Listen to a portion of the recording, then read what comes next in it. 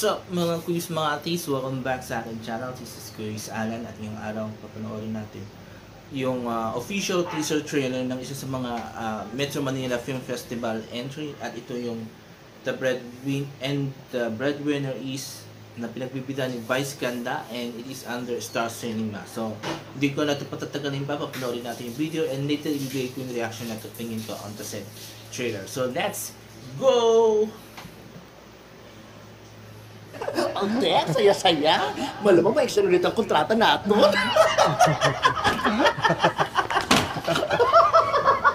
Sulit naman yun, friend.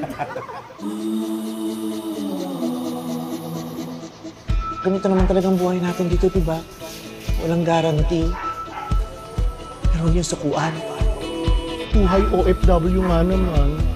Okay naman medical mo, di ba? Di ka rin ba na-extend? Baka sadyang ayaw nila kay Bart Simpson. Ate, malapit na matapos yung bahay natin. Tignan mo, 5 floors na! Gusto ko na talaga mag-birthday sa Pilipinas kasama yung pamilya ko. Matapos naman na yung bahay na pinapagawa ko eh. Hindi. Hindi ito yung bahay namin.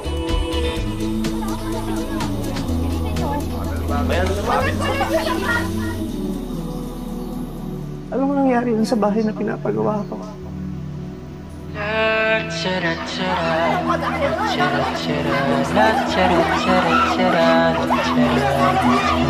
Huwag mag-alala, ipikit ang iyong matatana. Pahinga muna, ako nang bahala. Labis pa sa labis ang iyong nagawa, mama. Pahinga muna. Sabi nila, breadwinner ako, pero bakit talunan ako ngayon?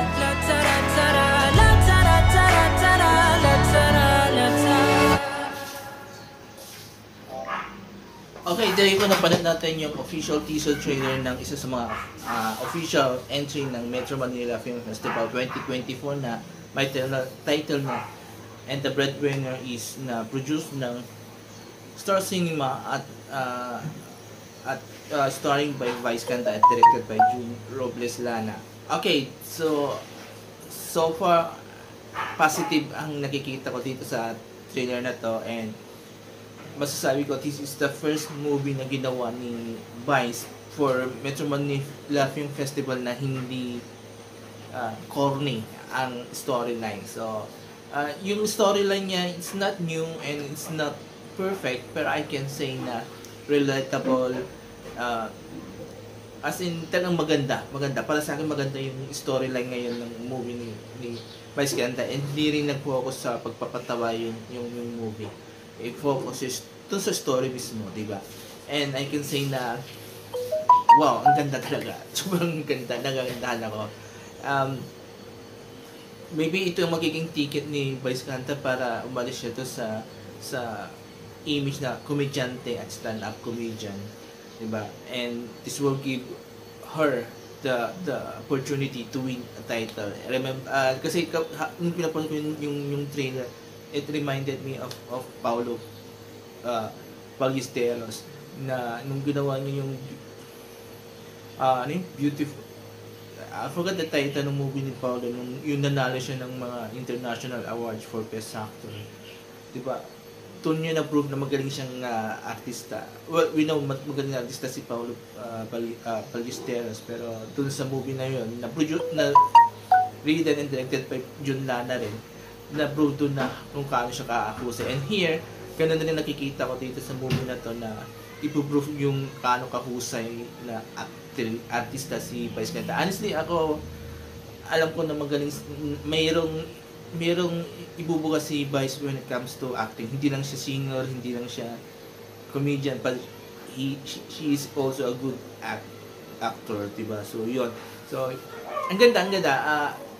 Doon ang sinabi ko kanina, relatable siya kasi ay mga former OFW. Even though yung storyline niya doon sa movie is different sa naging storyline ko as OFW. Pero I knew na yung may mga ganitong mga pangyayari sa mga ibang OFW na nakaranas na yung ipon sila ng hirap sa abroad tapos pag uwi nila wala silang natatnan kasi they were expecting na meron palang napundar sila pero wala. So yun, masakit yun, di ba? Masakit na ako nga wala ako na-ipon and I was really expecting na uwi ako na mayroon something na will mag-start sa akin ng mag-start na maganda sa akin, pero unfortunately hindi. So, yun. Siguro isa lang po na ako dito sa movie ni Vice is that masyadong I don't know, parang every movie na may gagawin si Vice, laging kasama niya yung mga close friends niya sa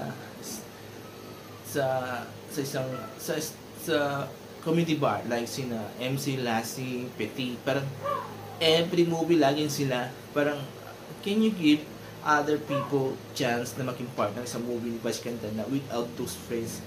Kasi medyo nakakaumay para sa akin, nakakaumay.